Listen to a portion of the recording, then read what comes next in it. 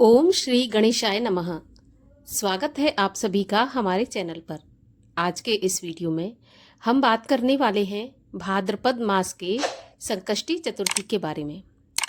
भाद्रपद मास की संकष्टी चतुर्थी का व्रत किस दिन रखा जाएगा, पूजा विधि क्या होगी, शुभ मुहूर्त क्या रहेगा, साथ ही साथ चंद्रोदय का समय क्या रहेगा, सभी के बारे में आज के इस वीडियो में हम बात करने वाले हैं। तो वीडियो बहुत महत्वपूर्ण है, पूरा देखिए।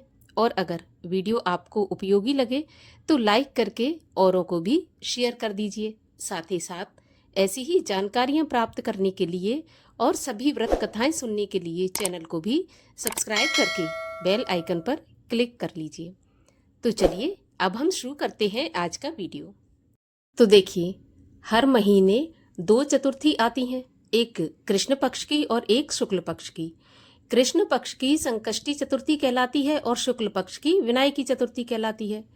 भगवान श्री गणेश को समर्पित होती है चतुर्थी तिथि। इस दिन भगवान गणेश का पूजन करने से, व्रत करने से सभी प्रकार के विघ्नों का नाश होता है, सभी प्रकार के संकट भी नष्ट हो जाते हैं।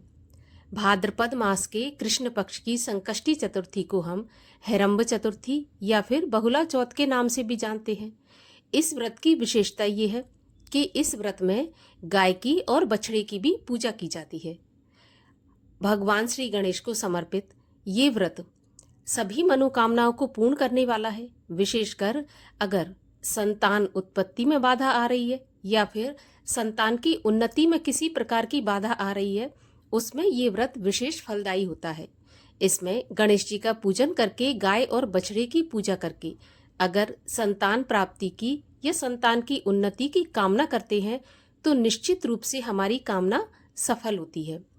भगवान गणेश को विधि विधान से पूजकर लड्डुओं का, मोदक का भोग लगाने के बाद, दूर्वा इत्यादि अर्पित करने के बाद गणेश जी की कथा सुननी चाहिए, आरती करना चाहिए और इस चौथ में चंद्रमा के दर्शन करना अनिवार्य होता है।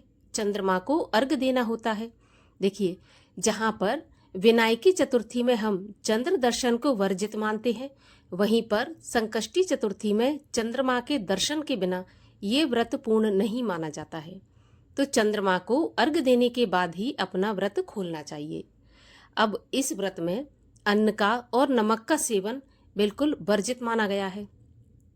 अगर आप में सामर्थ्य है तो आप निराहार रहकर ही इस व्रत को पूर्ण करें, परंतु यदि सामर्थ्य नहीं है तो फिर आप फलाहार से या लिक्विड लेकर, जैसे जूस, दूध इत्यादि लेकर भी इस व्रत को कर सकते हैं।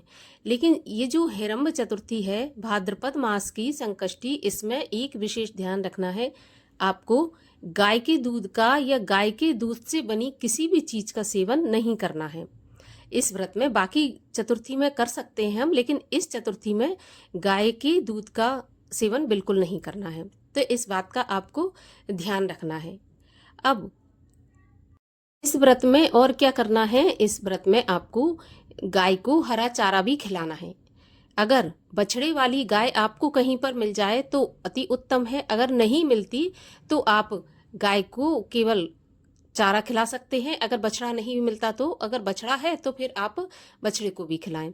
ये निश्चित रूप से आपको इस दिन करना है। इसके अलावा भी व्रत के और भी नियम है जो पालन करने हैं, जैसे कि किसी की चुगली नहीं करना है, दिन में शयन नहीं करना है, बार बार आपको पानी या चाय इत्यादि भी नहीं पीना है, क्योंकि बार बार अगर हम कुछ खाते पीते हैं तो उससे भी व्रत भंग होता है। तो कोशिश करें कि जितना कम से कम हो सके फलाहार लें या फिर जलाहार लें, तभी कोई भी व्रत पूर्ण माना जाता है। तो चलिए अब आपको बताते हैं कि चतुर्थी का व्रत कब रखा जाएगा। तो देखिए, चतुर्थी तिथि प्रारंभ होगी 12 अगस्त की सुबह 8:40 पर और चतुर्थी तिथि समाप्त होगी 13 अगस्त को सुबह 6:35 पर। तो बहुला या हेरंब गणेश चतुर्थी का व्रत 12 अगस्त मंगलवार के दिन रखा जाएगा। अब मंगलवार है तो इस दिन राहु काल का समय होगा दोपहर में 3 बजे से लेकर 4:30 बजे तक। राहु काल के समय की गणना अशुभ समय में होती है, तो इस समय पर आप पूजा पाठ से बचें।